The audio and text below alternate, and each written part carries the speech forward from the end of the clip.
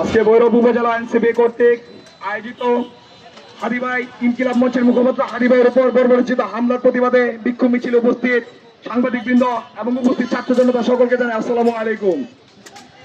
আজকে বক্তব্যের শুরুতে কোনো ভূমিকা ছাড়াই আমি বলতে চাই, বাংলার ছাত্র জনতা সহ বাংলার প্রতিদিন মানুষ প্রতিবাদ করতে শিখে গেছে।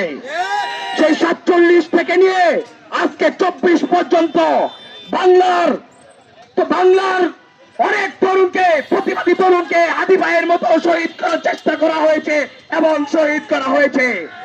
সেই প্রীতিলতা ওয়াদ্দেদার, সুতমির সহ মেজর প্রেসিডেন্ট জিয়াউর রহমান এবং বাংলাদেশের অসীম ভূমিকা রাখা সকল দেশপ্রেমিক মানুষদেরকে এইভাবে শহীদ করা হয়েছে।